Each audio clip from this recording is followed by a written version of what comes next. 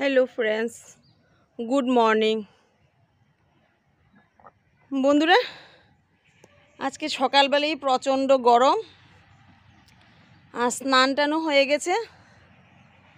আজকে তো মনে হয় অম্বুবাচীর লাস্ট দিন, তো স্নান টানও হয়ে গেল। এবার পুজোটা দিয়ে তারপর রান্না বসাবো।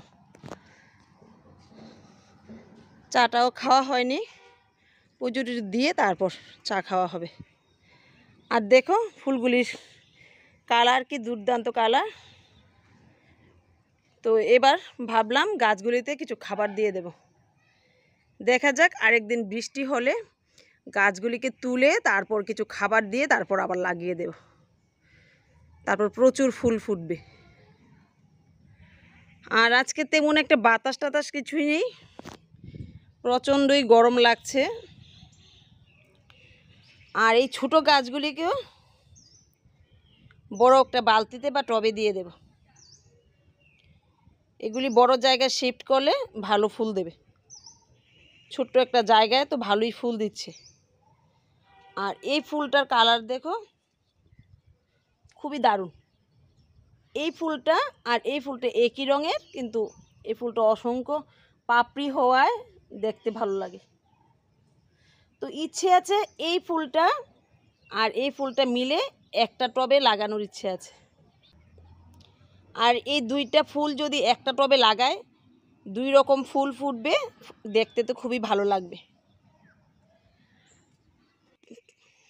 আর নিচের বাগানে লাল জবা আছে 5 পাপড়ির।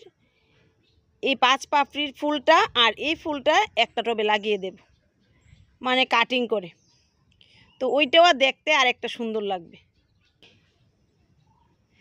তো যে ফুল ফুটে আমার নিচের বাগানে আর উপরে ছাদে, আমার পুজোটা সুন্দরভাবেই হয়ে যায়। অনেকগুলি ফুল হয়, তো পুজোর জন্য ফুলের অভাব হয় না। তো বন্ধুরা দেখো, একটুকু বাতাস নেই আজকে, পরিবেশটা যেন একদম স্তব্ধ হয়ে রয়েছে। বলা যায় না আবার কখন বৃষ্টি চলে আসে। তো ঠিক আছে, রান্না বাড়া সেরে নেই গিয়ে। আর চাটাও তো খাওয়া হয়নি, তো চলো ঘরে চলে যাই এবার। তো বন্ধুরা, রান্না বাড়া তো হয়ে গিয়েছিল সকালবেলায়। আর আজকে বাগানে কোনো কাজ করতে পারিনি, এক তো গরম, আর দ্বিতীয় অম্বুবাচীর জন্য কোনো কাজ করতে পারছি না। তো ঠিক আছে, এখন খাবারটা খাবো। আর কি কি রান্না করলাম চলো সবটাই তোমাদের দেখাবো। আর এখন বাইরে একটু বাতাস আছে, আর আকাশটা একটু মেঘলা করেছে, হয়তো বৃষ্টিও চলে আসতে পারে, দিনের কথা তো বলা যায় না। তো ঠিক আছে, চলো কি রান্না করলাম দেখো। তো বন্ধুরা দেখো, আজকে কি কি নিলাম। ঢেঁড়স সেদ্ধ নিলাম, এখানে করলা ভাজি, কাঁঠালের বিচি ভর্তা করলাম পেঁয়াজ আর কাঁচা লঙ্কা দিয়ে, এখানে বেগুন ভাজি করলাম, আর এখানে লতসিম আর বেগুন দিয়ে শুটকি মাছ রান্না করলাম, আর এখানে মাছ দিয়ে বেগুন দিয়ে একটা হালকা ঝোল করলাম। তো দেখো বন্ধুরা, একটা পরিবারের জন্য যথেষ্ট পরিমাণে রান্না হয়ে গেছে, আর বাজারের তো কোনো দরকারই হয় না। এইভাবে রান্না করলে সংসারের আয় তো পরের ব্যাপার, অর্গানিক খাবার খেতে পারবো, এটাই যথেষ্ট। আর নিজের বাগানের অর্গানিক সবজি খেতে যে কত টেস্ট, যে বাগান করে সেই একমাত্র বুঝতে পারবে। তো ঠিক আছে বন্ধুরা, এবার খাবারটা সেরে নেই, তারপর তোমাদের সাথে কথা হবে। তো বন্ধুরা, আমি আজকে তোমাদের সামনে একটা কথা বলতে চাই, যে আজকে আমাকে একজন কমেন্ট করে বলল যে আমার ভিডিওগুলিকে নাকি খুবই বাজে। তা আমি বলতে চাই যে আমি কোনো মজার জন্য ভিডিও বানাচ্ছি না। আমি আগেও ভিডিওতে বলেছি যে আমার ভিডিও করার উদ্দেশ্য একটাই, যে সবাই যেন অর্গানিক খাবার খায় আর রোগমুক্ত থাকে। তো বন্ধুরা, ডাক্তারের কাছে গেলেই বলে নাকি যে বাজারের কেমিক্যালযুক্ত খাবার খেয়ে এসব রোগ হচ্ছে, বা আস্তে আস্তে নাকি রোগের সংখ্যা আরও বেড়ে যাবে, মানুষ আরও অসুস্থ হয়ে পড়বে। ওই কথাটা আমার ভিতরে দারুণভাবে আঘাত সৃষ্টি করলো, খুব গভীরভাবে আঘাত সৃষ্টি করলো। তো আমি ভাবলাম একটু একটু করে যদি আমরা অর্গানিক সবজি চাষ করি আর অর্গানিক সবজি খাই, তাহলে তো আমাদের আর এত রোগ ভুগতে হবে না, আর ডাক্তারের কাছেও যেতে হবে না, আর অকাল মৃত্যুবরণও করতে হবে না।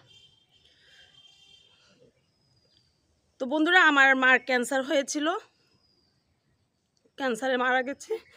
তো ডাক্তারের কাছে যখন গেলাম উনি বলল যে বাজারের কেমিক্যালযুক্ত খাবার খেয়ে নাকি এসব ক্যান্সার রোগ হচ্ছে। তো আমি ভাবলাম আমি এভাবে ভিডিও বানালে হয়তো 1 জন 2 জন 3 জন করে সবাই বুঝতে পারবে, আর পৃথিবীটা হয়তো একদিন রোগমুক্ত হয়ে যাবে। আর আমি এই উদ্দেশ্য নিয়ে ভিডিও বানাচ্ছি, কোনো টাকার জন্য কিংবা এন্টারটেনমেন্টের জন্য আমি ভিডিও বানাচ্ছি না, কোনো মজার জন্য ভিডিও বানাচ্ছি না। তো যাদের ইচ্ছে ভিডিও দেখবে, না ইচ্ছে থাকলে নাই দেখবে। আমি সেজে গুজে বা অভিনয় করে ভিডিও করতে পারি না। আমার শুধু এইটাই উদ্দেশ্য যে আমি এইভাবে সবাইকে রোগমুক্ত করতে চাই। আমার ভিডিও করার পেছনে এইটাই উদ্দেশ্য, আর কিছু না। ঠিক আছে বন্ধুরা, আমার ভিডিও যদি না ভালো লাগে, যাদের ভালো লাগে না তারা দয়া করে দেখবেন না। তো একটু ভিডিওতে কি বলছি সেটা বোঝার চেষ্টা করবেন, আর দয়া করে আপনারাও অর্গানিক সবজি চাষ করবেন আর খাবার চেষ্টা করবেন। তো বন্ধুরা, আমি বারবার আমার ভিডিওতে এই কথা বলার চেষ্টা করি যে সমস্ত পৃথিবীটা যেন আমি ভাবি আবার রোগমুক্ত হয়ে গেছে। তো আমার ভুল হলে আপনারা মাফ করে দেবেন।